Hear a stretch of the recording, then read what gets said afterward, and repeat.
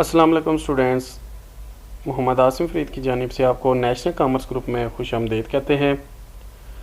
Students, आज हम economics के लॉ ऑफ रिटर्न चैप्टर का एक पहला लॉ डिस्कस करने जा रहे हैं, जिसका नाम है लॉ ऑफ इंक्रीजिंग रिटर्न।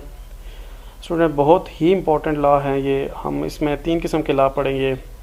एक होगा लॉ ऑफ इंक्रीजिंग रिटर्न, दूसरा होगा लॉ ऑफ कांस्टेंट रिटर्न और तीसरा होगा law of decreasing return. Student, law of return को उर्दू में कहते हैं कवानीन हासिल, और लॉ ऑफ इंक्रीजिंग रिटर्न को उर्दू में कहते हैं कानून तकसीर हासिल। अब स्टूडेंट, पहले हम डेफिनेशन में जाने से पहले इस लॉ को, इसकी 1 मिनट में समरी सिर्फ देख लेते हैं कि ये समरी कहती क्या है।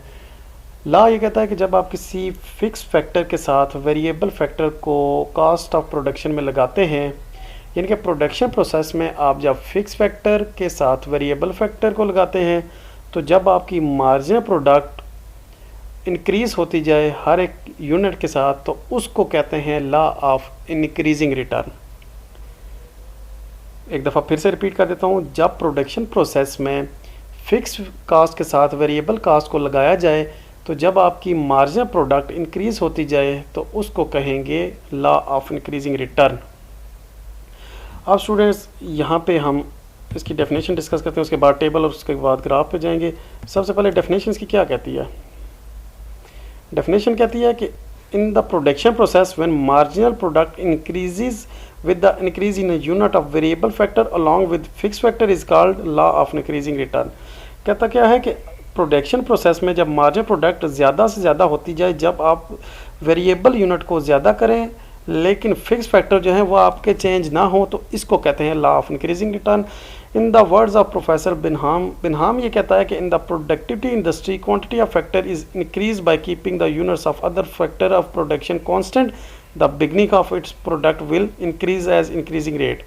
क्या कहता है कि बाकी के फैक्टर को अगर आप कांस्टेंट रखते हैं, जब आपकी प्रोडक्शन इंक्रीज हो जाए, जब आप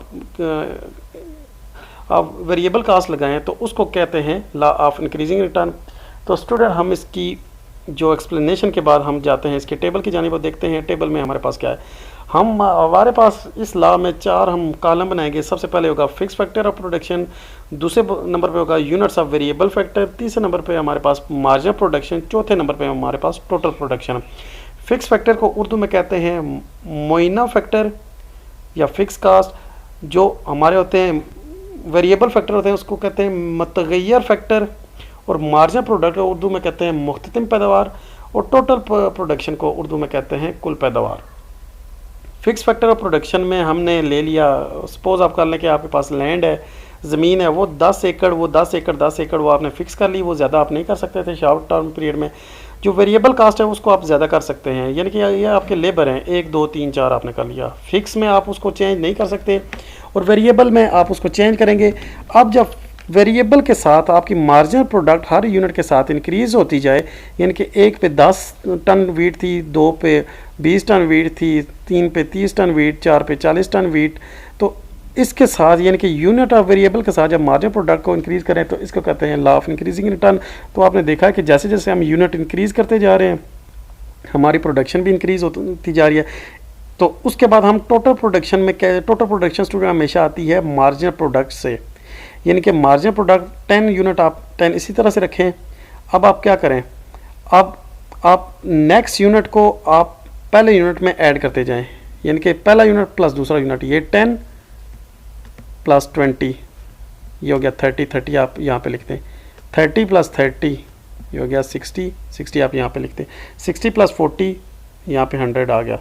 अगर आप ऐसा नहीं करना चाहते तो आप ऐसे कर लें, 10 आपने इसी तरह से लिखा, पहले 2 यूनिट को ऐड करें तो ये 30 आ गया, फिर 3 यूनिट को ऐड करें ये 60 आ गया, फिर 4 यूनिट को ऐड करें तो ये 100 आ जाएगा। तो स्टूडेंट्स, इसके बाद ये आप इसकी एक्सप्लेनेशन जो है ये आप खुद से भी वो कर सकते हैं कि हमारे पास जो पहले कॉलम में हमने लैंड को फिक्स कर लिया, दूसरे में हमने यूनिट्स ऑफ वेरिएबल कास्ट यानी कि लेबर कास्ट को हमने वो किया कि वो हमारी इंक्रीज़ हो रही है। जब ये हमारे पास इंक्रीज़ हुई तो हमारी प्रोडक्ट भी हमारे पास 1 पे 10 थी, 2 पे 20, 3 पे 30, 4 पे 40 होगी। तो उसके बाद हमने जो टोटल प्रोडक्शन की, तो हमने मार्जिनल प्रोडक्ट के हर एक यूनिट को दूसरे यूनिट में ऐड करते गए, तो हमारे पास टोटल प्रोडक्शन आ गई।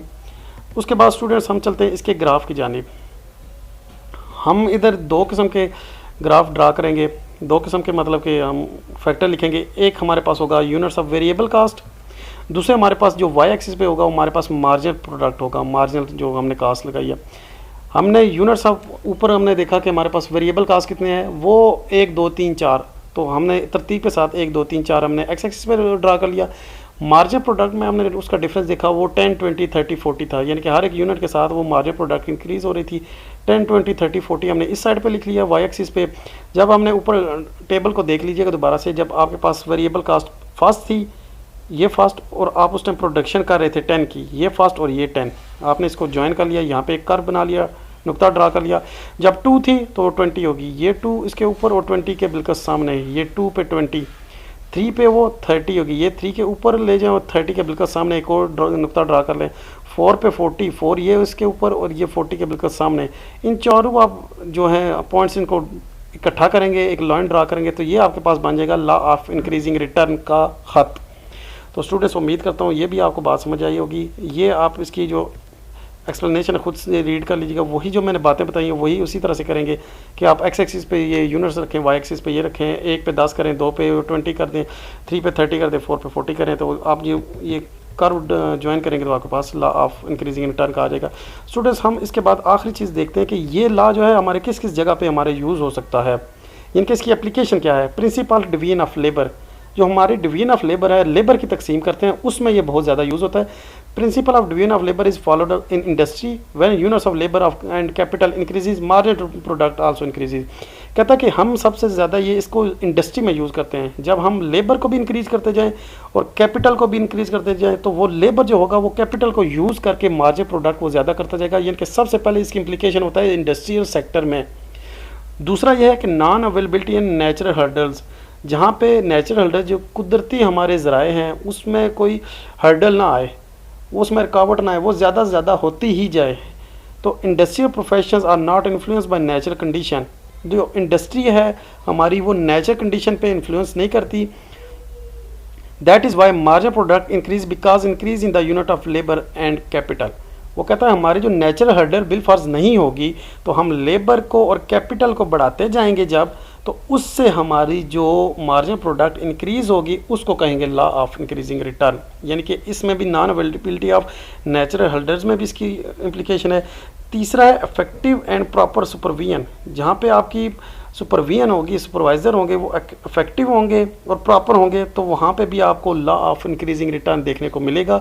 इन industrial sector individual efforts of organisation count a lot of organisation of business and production, he can keep production under the law of increasing return by the virtue of his leading and guiding qualities.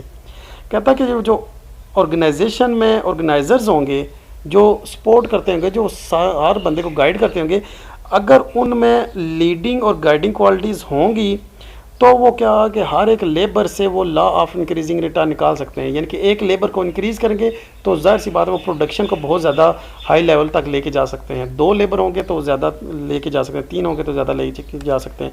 तो students this is the end of increasing return. Next lecture में हम इंशाल्लाह discuss करेंगे law of decreasing return. तब तक के लिए अपना ख्याल रखिएगा। अल्लाह हाफिज़।